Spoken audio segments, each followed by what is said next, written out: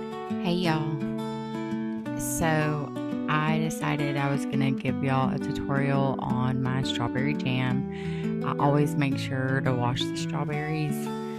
I let them sit in a solution of water and vinegar for a little bit. Cut my tops. I save the tops for strawberry syrup. And then I put my strawberries in the pot that I'm going to be cooking them in. Literally just cutting the tops off the strawberries. Do y'all just wash off in plain water or do y'all use vinegar as well? I know I've seen some people use baking soda in theirs. I've never done it, but I don't know. Maybe I should try it.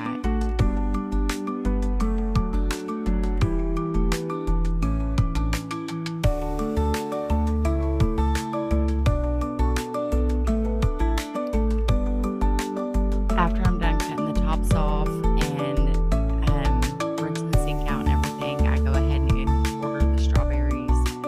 If they're really big, I cut them a little bit smaller. It just makes it easier to mash, I have found.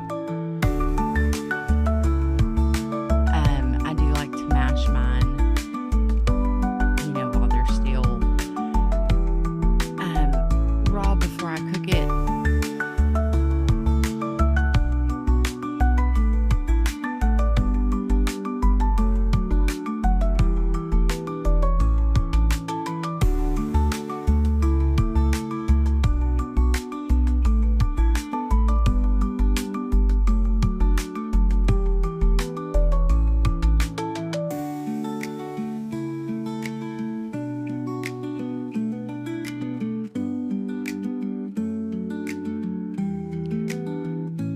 Once I start mashing them, I just use a regular old potato masher, y'all.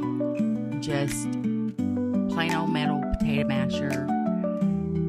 The pot you're going to be seeing me use in pretty much all of my canning tutorials was my grandmother's pot. She used it to make her jams, her salsas,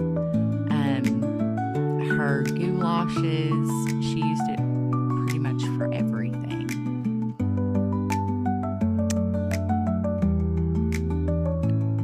Mashing them like this is a little bit difficult. You really got to put some elbow grease into it.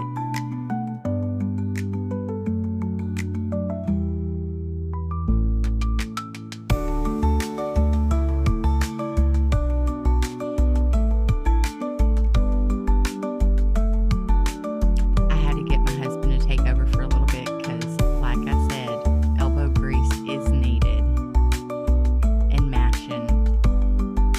And he's got a lot more elbow grease than I do.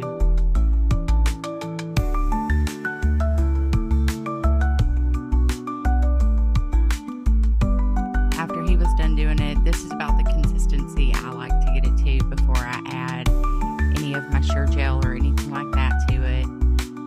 That's the brand I use. It's not the sugar-free kind or low sugar kind. It's just one box. Pour it directly in on the cold berries before you start heating it up.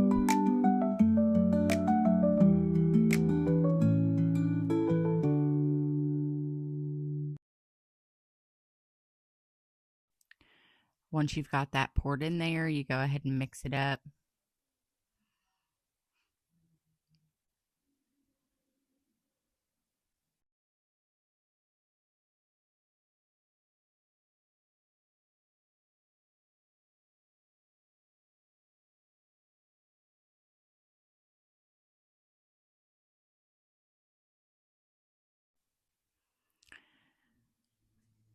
I add 3 cups of sugar to mine. The recipe that I follow does say 5 cups, but to me it seems a bit excessive, so I only do 3. I get that mixed in there real good. I cook mine on medium heat.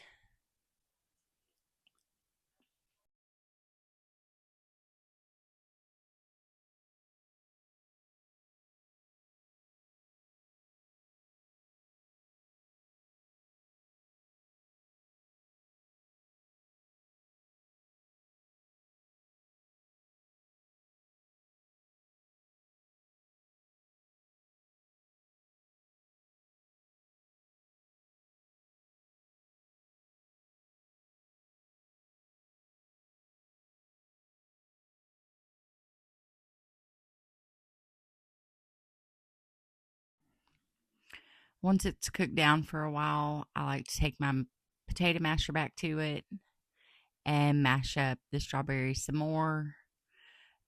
We do like ours a little bit chunkier, I guess you would say. We do not like a smooth jam. So I just mash it until the strawberries are the size that we prefer in ours.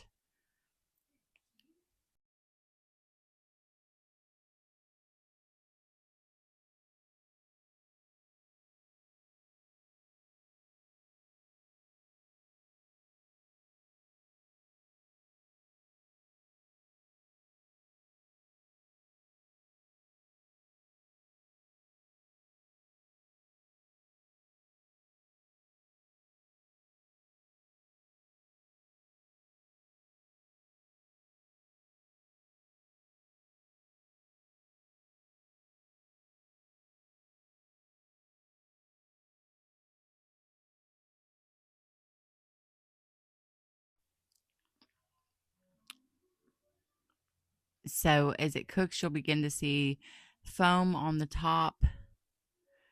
I skim that foam off and just put it on a plate on the side. As I see it, I'll pull it off.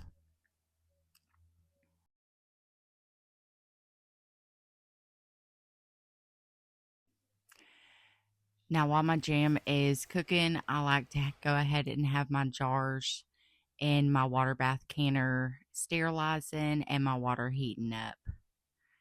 To test the jam, you're going to put it on a plate. If you run your finger through it and it doesn't flood, it is ready. It normally takes about 20 minutes. I have found for the jam to come to stage.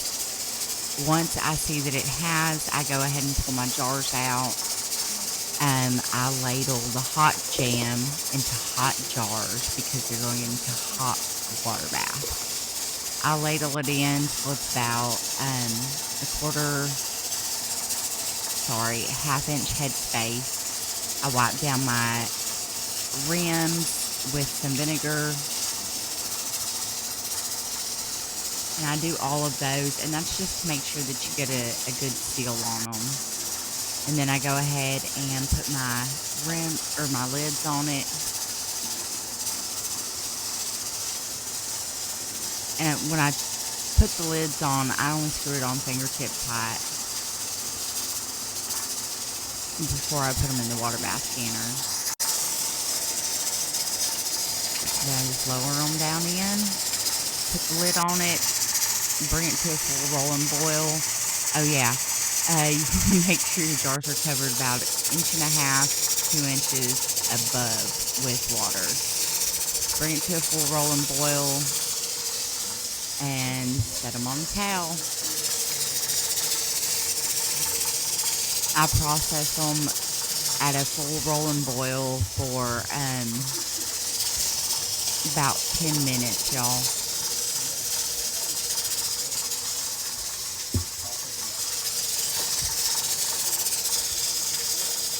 Once I got them all out, I go ahead and cover them up with the towel and let them sit for 24 hours.